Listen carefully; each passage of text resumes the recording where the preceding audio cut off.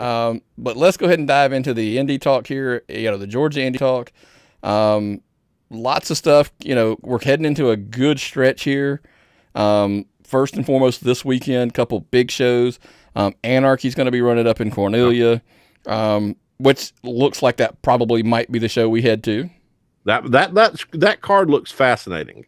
I want to see who fights Hankins and Barons for the tag team championships.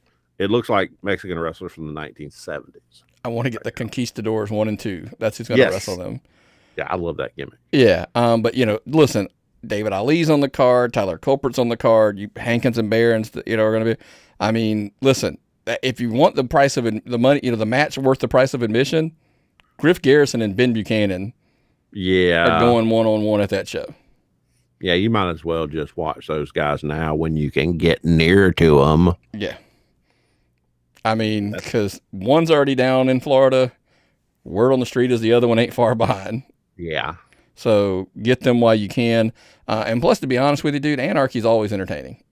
I love the Anarchy shows because it's got such a great feel in that building when it cranks up, man. Yeah. Hankins is working magic in many, many ways in that, when it comes to that show. Those promos are beautiful. Yeah. Lariato, by the way, is running down in Lyons, Georgia, which, by the way, had no idea where it was until we found out, we actually have someone we know, a friend of living there, which was crazy. But it's a star power card as well. Logan Creed, Doc Gallows, Simon Sermon's on the card, so on. So we were going to actually go to the show. That's what was crazy. We were going to go to the show because we did have a friend down there until we realized it was 3.5 hours, at minimum of a trip down there from where we are.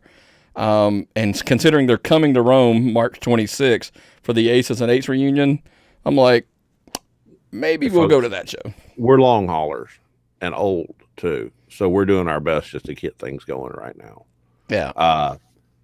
How exciting was it? You put a wrestling show in a city, and we Googled to see where it was because we were interested. Making it work. I can't wait to get on my Impact Plus and watch some of their shows that they've got up there already. How big is that? Impact Plus on a streaming service. We can watch some of these shows. Yeah. And give them a follow, on your social media, the Lariato Pro. I know they've got a bunch of big stuff coming up.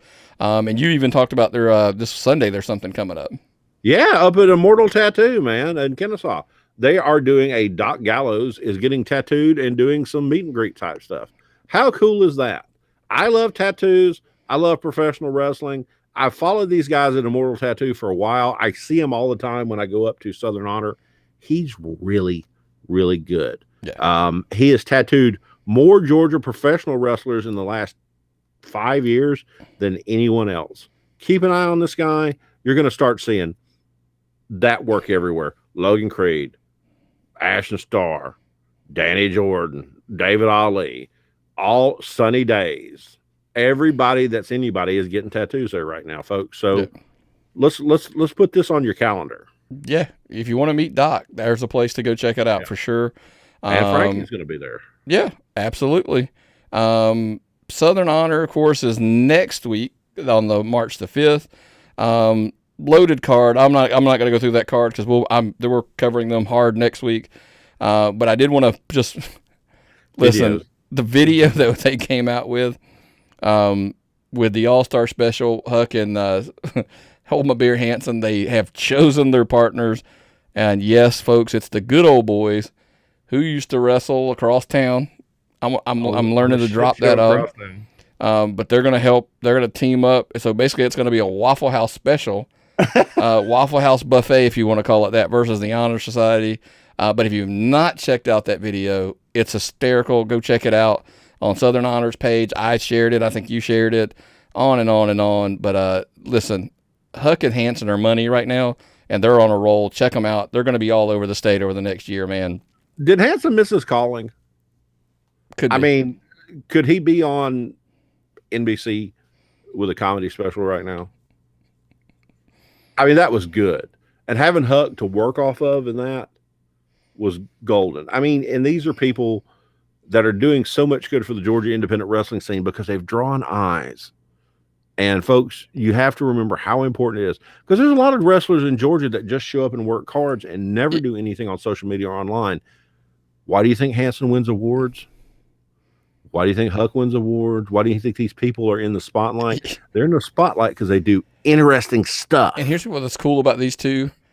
They are the epitome of the odd couple in wrestling. Like they should not be a team, but they mesh too well not to be a team. So check those guys out as well. But hey, hot news last week. We aired the video on our show, and if you saw it out, Viral Pro released it. It honestly had to be one of the highest viewed videos in anything as far as independent wrestling in the state of Georgia. Look, I know it's just a date. There wasn't a match announced. What's the buzz? What's the craze? Buzz is good. I always joke with people, numbers don't lie, baby. Numbers don't lie. So listen, I can't wait to head down to the show. I messaged both Kitchens and Hancock and said, look, I'm going to absolutely, I've all but locked it up that I'm going to be heading down to that show. I haven't even seen a match. How crazy is that? Can Hancock and Kitchens prove they are undeniably the best show in Georgia? I don't know if you can do it with one show, but you can sure as hell try. It's been a while since they've ran. That's what they say. And that stands against them right now. But they're up on the page, and they've got good media coverage for Georgia wrestling history right now. So we'll see. I like what they're doing. Yeah, but check them out. That show's a while off. You're going to hear more about that along the way. But it's cool that was just wanted to point out that was crazy last week how well received that just a video with a date was. Yes. That was crazy. Speaking of dates, Southern Fried has they've redid it's now March 20th. They're still going to be at the Noel Rec Center like they originally had planned, but they are back. They are going to be capped. They're going to have a cap of 250, I believe, is the crowd. They're going to have, they did have to raise the price. Let me ask you this, and this is going to be my last thing on the Indy Talk. With smaller crowds and shows having to increase their prices because of the limited crowds, I know from a fan perspective it's not necessarily the best, so I preface this whole comment with that. But from the wrestling business side of it, if you're giving people a valuable product to watch, I'm actually kind of a fan of the increased pricing, because I think the more money the show can make, the more money the boys can make this is a big if the promotions take care of the boys in relation to what they're drawing. Well, those fans are hungry for some good wrestling right now. So I think people will be lined up to pay that for those tickets. I think so too. I mean, we're going to find out. I mean, but I'm all for, like, listen, again, if you paid a little bit more and the promoters and the owners passed that along to the boys so they could pay better. Now, I know that's a big if. I'm fully aware that's a big if. But if they did, I think would you take we ran some numbers, and I'm not going to get into that, but you could make as much on your gate from 250 with the right price point as you're drawing with 400. Yep. And you could, I get it. It's like, hey, sellouts don't mean anything if your tickets are too cheap, in my opinion. I mean, it is, If you sell out at $5, raise your price to 10. Yeah. And by the way, that's not a shot at anybody. Like, we're literally from a business perspective saying, yeah, you could make a little more money. Hell, I don't care if you raise it to 7. Find out what your breaking point is. Find out where your fans draw the line. Because if you're selling them at 5, make more money to pay the boys. And if you're a wrestling promoter, listening to podcasts about people who booked in the past. Ron Fuller's podcast talks about how he went about raising prices over time, and when he raised prices from going from Chilhowie Park up until the Coliseum, or when he had bigger people on, or what it took to book a champion. Look into that kind of stuff, because that'll give you a certain insight about how wrestling works. Because wrestling still works the same way it did 30 years ago. On the greater scale. I agree with you, but